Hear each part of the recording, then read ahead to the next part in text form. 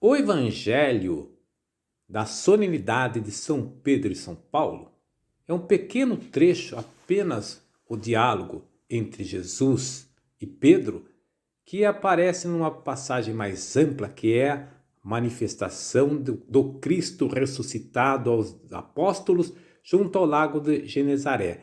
Aquela passagem onde Jesus aparece como um cozinheiro de churrasquinho na beira da praia. É importante notarmos a maneira como Jesus se dirige a Pedro.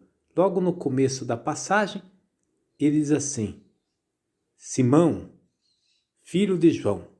Note que Jesus chama Pedro pelo nome de batismo, Simão, e enquanto que rotineiramente Jesus chamava ele pelo apelido Pedro.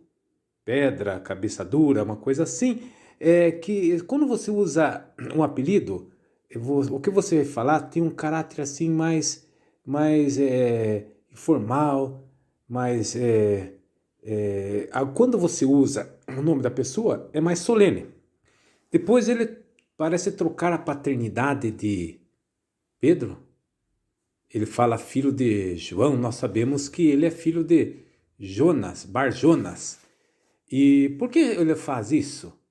Olha, ele faz isso porque, na verdade, João não é o pai biológico de Pedro, mas ele está se referindo a João Batista. E João Batista é aquele que encantou Pedro no seu seguimento, porque foi ele que apresentou Jesus como o Messias, como o Filho de Deus. Foi ele que incentivou Pedro a seguir Jesus Cristo como o Messias. Então, João é o pai espiritual de Pedro. Depois Jesus faz uma pergunta por 3 vezes. Simão, filho de João, tu me amas mais do que estes? Assim podemos ver que pode ser um paralelo com o texto da paixão, onde Pedro negou Jesus 3 vezes e depois da terceira negação ele olhou para o Cristo e ele chorou. Aqui também na terceira pergunta, quando ele repete pela terceira vez, ele vai se entristecer muito, provavelmente chorar. Seria um mero texto de reparação? Sim.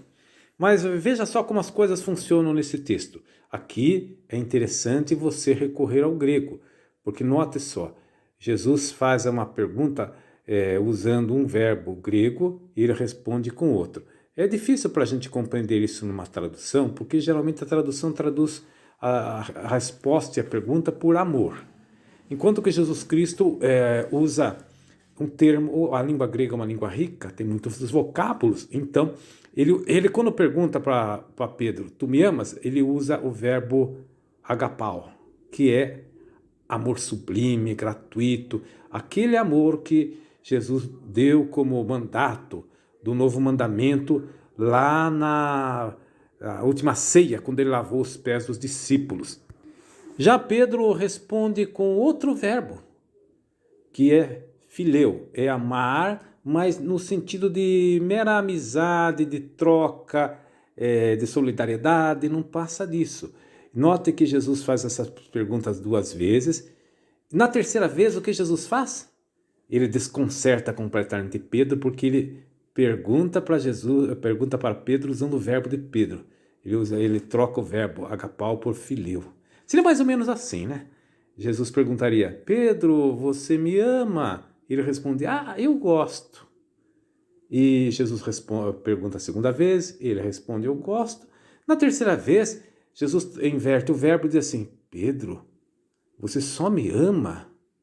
Eu fiz tudo por você, olha, eu dei a vida por você, morri na cruz por você.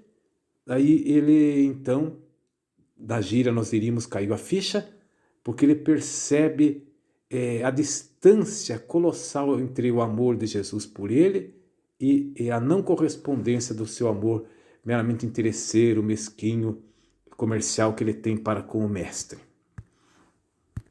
O texto termina com uma espécie de profecia de Jesus, quando ele diz para Pedro, quando era jovem, você se cingia, ia para onde queria. Agora, quando você ficar velho, outros vão te cingir, vão tomá-lo pela mão e levar para o lugar onde você não quer ir. E o próprio evangelista nos dá a interpretação.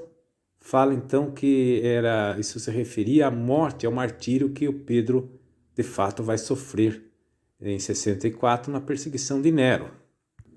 Quando ficares velho. Velhos, hoje em dia, tem uma conotação negativa, é um improdutivo, caduco, mas na época de Pedro, velho tinha conotação positiva, era o sábio, aquele que detinha a tradição da comunidade. Quando usa o termo vestir-se, sempre é as vestes batismais. Então, na profecia quer dizer assim, que ele vai de fato vestir a veste batismal, a veste do seguimento, na maturidade, e vai de fato perseguir os passos do mestre. Que lição prática podemos tirar deste texto?